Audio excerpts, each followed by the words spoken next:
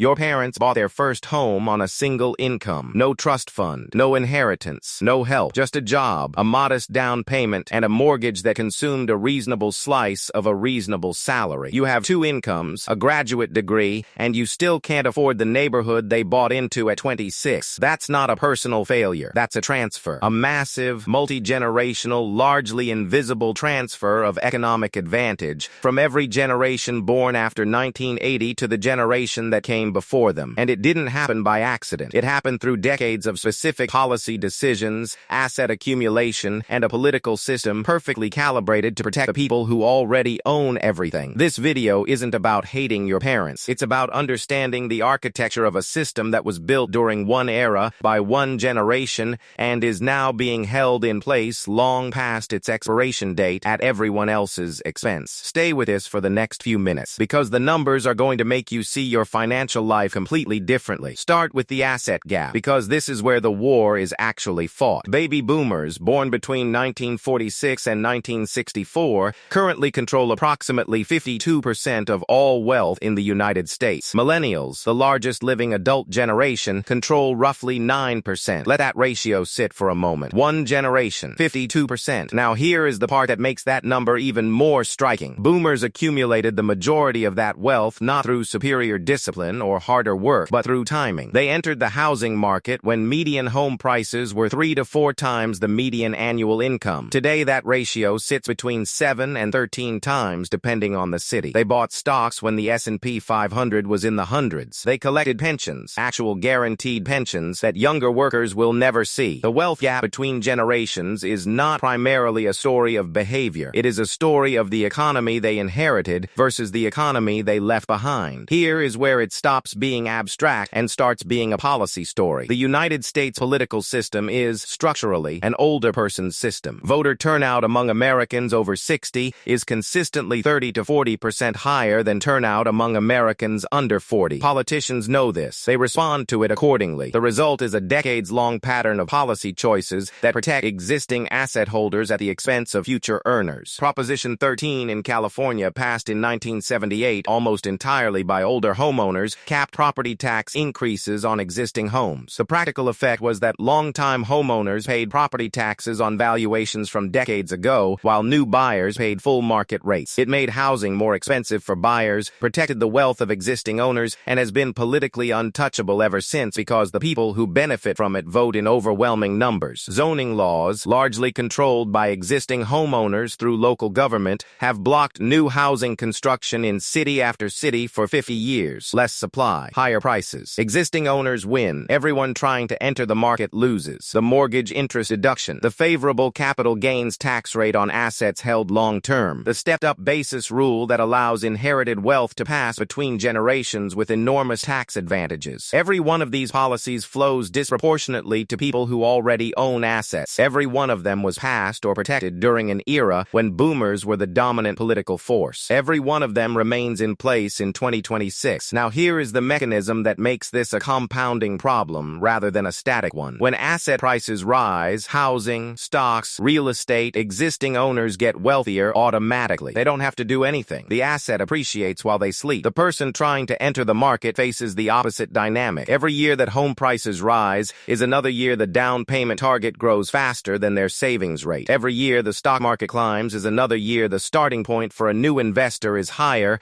and the historical returns available to them are lower. Wealth compounds upward for those who have it. Entry costs compound upward for those who don't. And the generation that holds the majority of the assets is also the generation with the most political power to ensure the policies protecting those assets remain intact. This is not a conspiracy. Nobody sat in a room and planned this. It's a system doing exactly what systems do, protecting the interests of whoever controls them. Here is the number that reframes the entire generational conversation. The Federal Reserve's own data shows that boomers held 21% of American wealth when they were the same age millennials are now. Millennials, at equivalent life stages, hold 9%. Same country, same system, half the share. The difference is not work ethic. It is not financial literacy. It is not avocado toast. It is the economy they were handed and the policies that shaped it before they were old enough to vote on any of them. Here is where this story gets genuinely complicated. Most boomers are not rich. The wealth concentration within the boomer boomer generation mirrors the broader economy. A relatively small number of wealthy boomers hold the majority of that 52% figure, while tens of millions of older Americans are themselves financially precarious. This is not a clean story of one generation versus another. It is a story about asset ownership, political power, and policy design, and how those three things combined over 50 years produced an economy where the accident of birth year shapes financial outcomes more than almost anything else.